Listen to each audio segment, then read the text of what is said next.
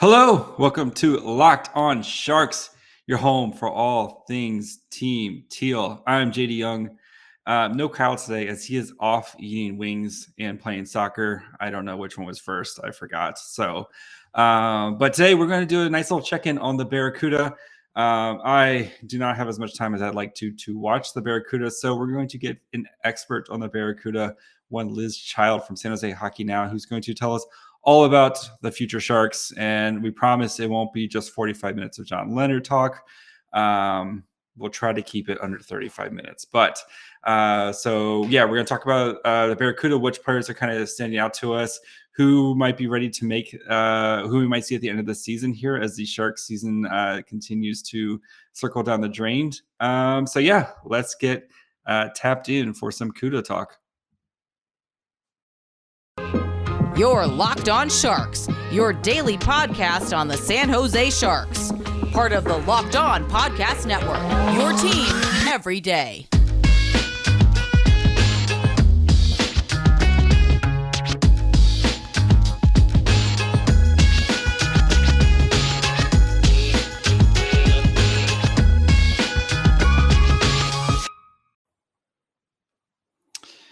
So again, I'm JD Young of Locked On Sharks. No Kyle tonight. I do have Dakota about 10 feet away from me, who's still mad at me for taking her bone away.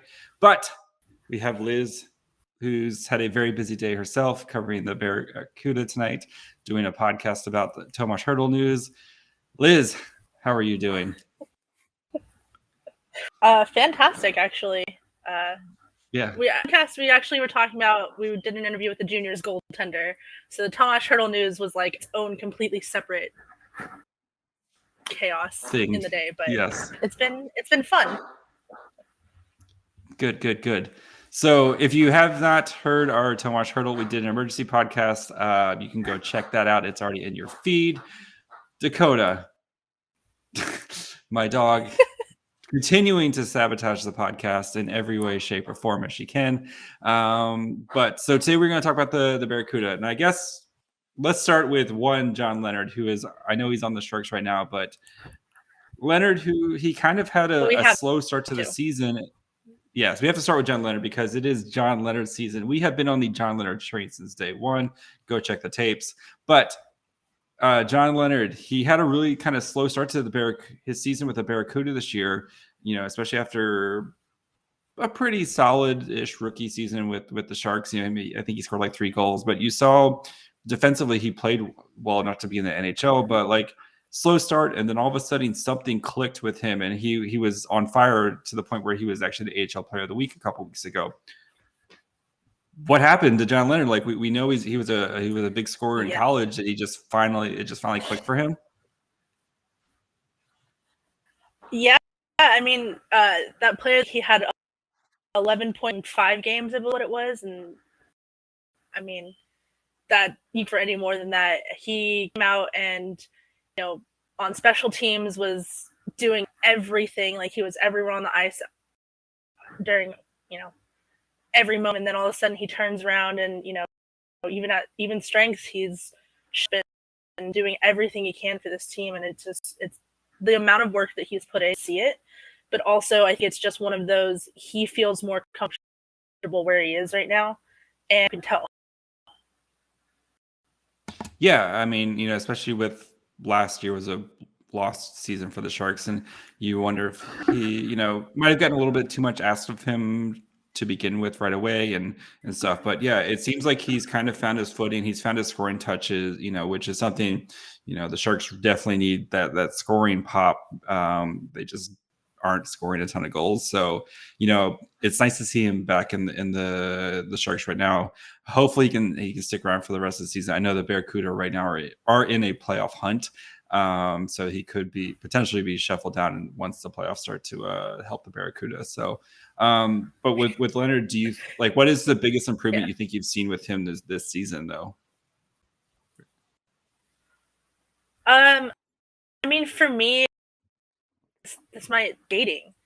Like just watching him move on the ice this season, he looks like a different player when he's out there. So, I mean, yeah, you can probably say his shot's gotten a little better where, he's now more sure of himself. But for me, like watching him skate and watching him just, up and down the ice, he looks like a different player. That's good. And, especially with the skating, like that's going to lead to better shot quality, better shots, et cetera, if you're able to move, better. And that was a big thing we heard, from Bedore, not Bedore, from Weigner last season was, he has to do all the little things and win the puck battles and all that fun stuff that coaches love to spew. But, I think for him getting an actual real off season, like, and within a professional, like trainers and stuff like that. And I think that, that's going to do him pay him dividends, especially as he continues to get his career going. So who else, what other forwards have kind of captured your heart this season as the CUDA season has gone on? I mean, anyone who follows me about Evan Weigner every 15 seconds, he's not a Shark prospect per se right now, but he could be. Time they have to do is sign him to a Sharks contract, and he's already there. He's been in the system for years. One of the most underrated guys on this roster. Even tonight, I think I posted being like, I need more people to talk. He's he's showing up every night. He's doing everything and about him. But I mean, also like Sashki, like another one of guys that he has been having a decent season. But I mean, just recently, it feels like he's been stepping up every part of the game. It's like he's more confident and, heading into this final stretch. I mean, whether they make playoffs or not at this point, it's nice to see, and hopefully they can keep it up next season. But building on this for the Sharks' future alone is going to be such a big step in, not rebuilding this team. The retool, yes. With Sasha, I know he came in as a center and then he kind of got moved to wing. Has he been playing more center or wing this season? I think from what I've seen, he's been a center now, and that is where he thrives.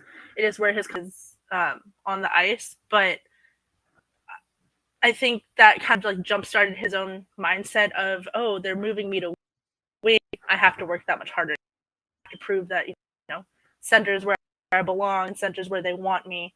And yeah, I mean, we did an interview with Tristan Robbins a while ago, and he said he likes playing center because he feels like he's more engaged because you have so much more you have to do, and you feel like you're more engaged into the actual play and what's going on and stuff like that. So before we continue talking about some of the forwards and then we dive into the defensemen, got to take a quick break and talk to you guys about our friends over at Bet Online. You guys know what time of the year it is. College basketball tournament is finally upon us. So from all the latest odds, contests, player props, BetOnline.net is the number one source for all your sports betting needs and info. BetOnline remains the best spot for all your sports scores, podcasts, and news this season. It's not just basketball. BetOnline's your continued source for all your sporting wagering information needs, including live betting and favorite Vegas casino games. So head over to our website today or use your mobile device to sign up to find out more about the trends in action. BetOnline, where the game starts. Another guy I want to talk to about who he's actually on the Sharks right now is Scott Reedy, who came into the Barracuda and burned it down with his scoring. I think he had like 18 or 20 goals or something like that before he got called up. Some very dumb podcast host has called him Joe Pavelski 2.0. Please help me. Tell me he's going to be Joe Pavelski 2.0.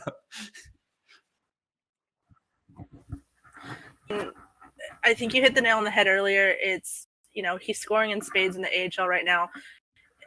You hit a certain point in that league and in any development league where it's just, you either take the next step or you're going to get stuck in the same loop. And I think that, Bob and the entire coaching, Barracuda and the Sharks all see that he's ready for that next step.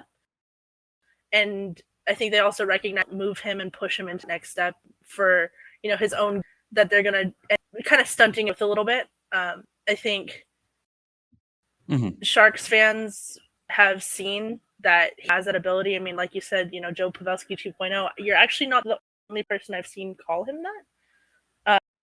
that. So I started it. Yeah, interesting. But Yes.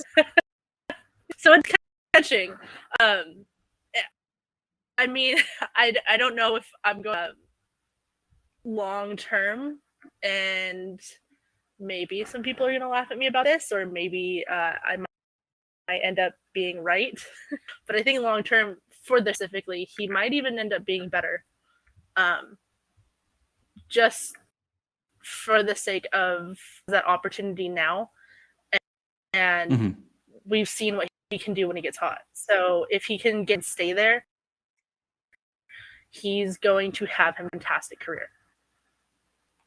Another Yes, partner of what we nicknamed that's a spicy take. That better than Joe Pavelski is a very spicy take. But another partner of what we were calling the thirst line, Lord Jasper Weatherby, who started the season with the Sharks, but he's now with the Barracuda. What have you thought about his game with the Barracuda so far? I mean, he's been fantastic. He's added a lot to this lineup. I mean, he got a fight tonight, which why? Lord please Jasper, don't do that ever again. To be fighting. Yes. You have people to do that for you. Yes. That for sure was not his strength. It wasn't. Please don't do that ever again. He got a fighting major for it, so I mean, it was enough to get called. But it brought so much to this roster, and being on a line. I mean, even with Peterson getting some, and right now I think the Barracuda are running with Weatherby, Peterson, and Blichfeld, and I mean that could be a line for the Sharks as soon as next, and wouldn't hate it. They look good together, have found their stride, and I mean specifically for Weatherby, I think it's kind of showing everyone why he was up with the Sharks for so long. He's up in the AHL, and there's not a whole lot more that they could ask of him. Gotcha. Let's shift to the defenseman, because there's the Sharks have a lot of kind of these prospects who are going to be making an impact here soon, especially if they have a lot of these guys who are going to be kind of jumping up soon. So let's start with our guy Hatakka. What have you thought about his game so far this year? He's kind of been up and down with the Sharks this season, but Santeri Hatakka, what have you seen from him? He's fine. I mean, he's hittable. He's one of the guys you can count on when he's in the lineup to not necessarily make those stupid plays and those situations. Sitting there going, "What are you doing?" Sometimes, you just see defensemen and you're just like, "Yep, you did that." Okay, one of those guys that I feel like you don't tend to say that about for the most part. But at the same time, I feel like for me personally, he hasn't stood out quite as I would have liked him to. I just want to see more of him. Want to, when he's on the ice, notice him and be like, "Oh, there he is. Yep, he's on the ice skating." Not necessarily because he's making plays, but I just want to see him in a little more presence. Gotcha. Do you think is that more in the offensive zone, the defensive zone, or just anything in particular, or just all around? You want to you feel like he gets lost out there sometimes? Yeah, I think it's just a little bit of all around. Defensively, I think he's solid. He does. There's a reason he's been called up to the Sharks, but I feel like I lose him when he's, in the middle of play. He's not the guy that draws my eye, which I guess could be a good thing, but it's just moments when people talk about him and I'm like, yeah, I mean, plaints. I don't have anything negative on him, but have any moments I could point to that specific moment in this game and be like, yeah, Santeri Hatakka, he looked really good there. Gotcha. Again, another one, Artemi Knyazev, which, again, when Knyazev is healthy, they're going to have to trade one of Knyazev and Knyazev because my brain can't handle these two together. But how has Knyazev looked so far? Good. I think I said it a couple weeks ago in a tweet. Asked me how he was looking and asked if he was still being pushed around a little bit. And I think he's grown a lot in his, his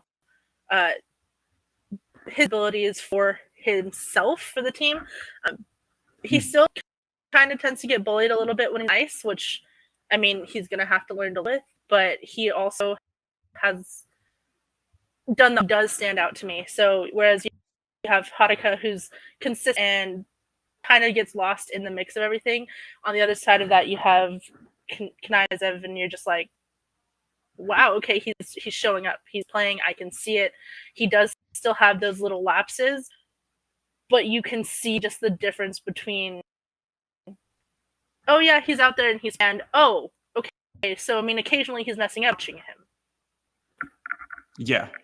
And that's, he's also a little bit smaller too. I think he's 5'11", 180 pounds. So like that, I think he's not going to be the big physical defenseman that, people do love to watch. But, I was impressed with him, with the Sharks rookie prospects and, like a little bit of what we've seen with him with the Sharks, where you can kind of see that offense and kind of see, he could be special, I think, in the offensive zone. And if he can learn to kind of play the kind of smart defense where he's not going to physically impose a player, but if he can play, be sound positioning and sound with the stick, where you think that there might be something there in the future for the Sharks. Yeah, absolutely. Any other any of the other defensemen who've kind of stood out to you? Well, so he's another. He's not technically a Sharks prospect right now. But both Roy Sommer and Drew have said Nick Cicek going to get a contract before the end of the season, and have watched him play for the past 5-6 years. I don't know, however long he's been with the Portland Winterhawks, now with the San Jose Barracuda. He's earned it. He's looked fantastic, and I mean, I think it's another one of those that I say online all the time. When people ask, "What into the Sharks? Why?" or what's going into the Barracuda? Why are they looking so good right now?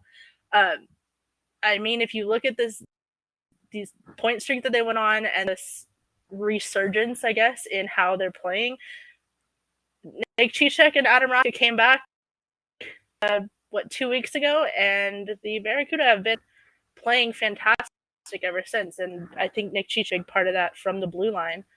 He's been on that top pairing with Mark Alt since the season started, and for a rookie in the AHL, he's playing big minutes and he's playing big. He's noticeable.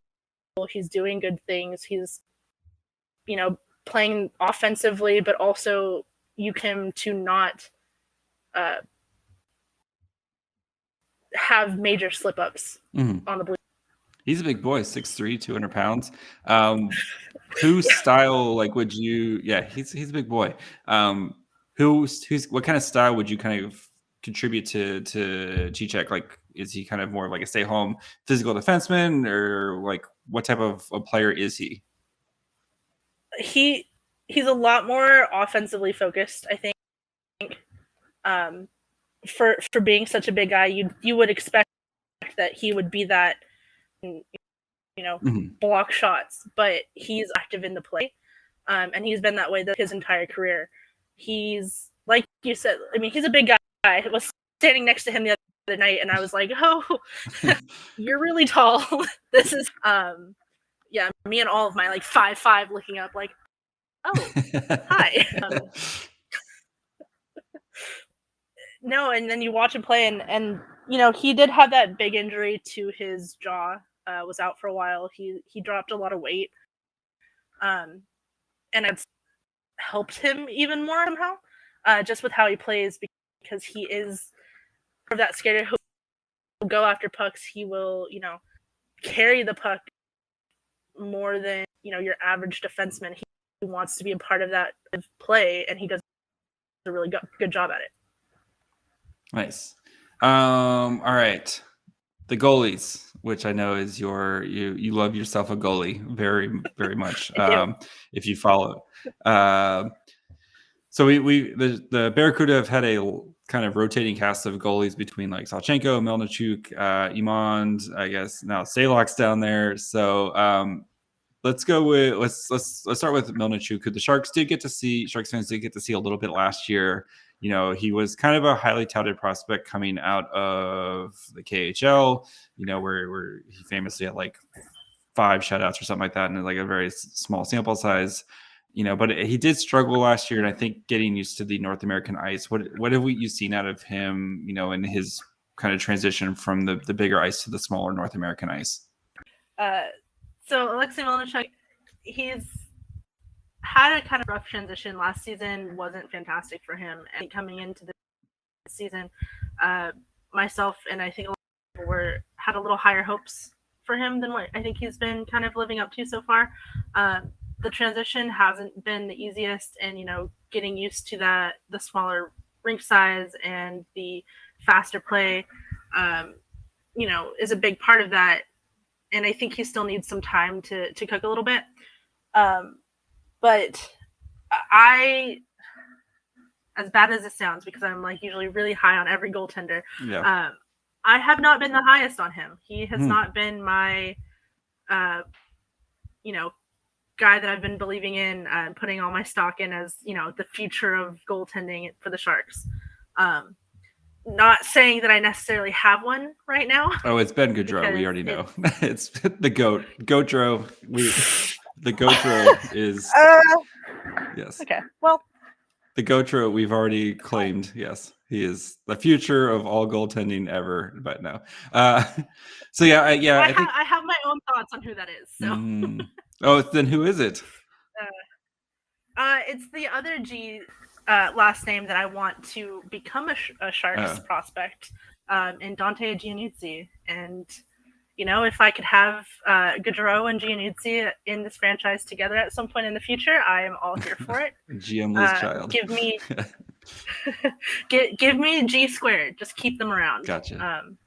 But Melnichuk, you can't blame the Sharks. Sometimes you never know with goalies. You take a swing on them and stuff. But yeah, it seems like Melnichuk may not be the bright future that we had once thought. So Zachary Emond, who's been a homegrown player, what if the Sharks drafted him the same draft as the Weatherby draft? How is he? I know he hasn't played too much this year, but what have you thought about him this year? I see he has had the exact opposite effect on me, as I didn't have very many expectations for him coming into the season, and he has kind of blown me away. He's looked fantastic. Like you said, he hasn't had that many outings for the Barracuda this season, but in the ones he has had, he has looked good. Obviously, the Barracuda have been struggling for a while, but he's been a bright spot, I think, for me. In net, and he's been someone that I can look forward to watching and be like, okay, yeah, occasionally, he's a goaltender. Occasionally he lets in goals that I'm like, dude, you should have had that. Not saying I would have had it, but like, you've been doing this for how long? But I look forward to watching him. Like, whenever the Barracuda are saying that he's starting, I'm like, okay, so this is a good game. We're gonna have a good night. But yeah, like I said, he's been the complete opposite, where I had very little expectations. When I called him up, I was like, okay, well, here we go. It's going to be interesting. And then watching him play, I've been like, oh, you're doing that. Okay, all right. Look good. I like this. Yeah, because going into next season, depending on what the Sharks do, if they trade Reimer or whatever, but so the Cuda next year will probably have most likely Salchenko and Emond kind of, you think, battling out for that starting position, and then depending on what if Salchenko either makes the Sharks or whatever, but those two guys are probably the guys going forward. Do you think? That's what I would like to see, and that's what I would do. Granted, tend to be disappointed with decisions in goaltending a lot. So they're probably, just because I would enjoy seeing Sachenko and Emond like tandem. Melnichuk is probably going to be your starter. Yeah, I mean, he's an RFA this year, so I mean, if the Sharks aren't happy with him, they don't have to keep him around, and if he's not really, I mean, we'll see. But it's not like he's looked bad. He's had good games, so. But he's clearly been one of their worst goalies. I mean, Alexei had a shutout tonight, and so yeah, he's had the future of goal. The future of goaltending for the Sharks, Alex Stalock, finally happening. Before we get out of here, 2 questions. Who do you think is the next CUDA that we see jump up to the Sharks?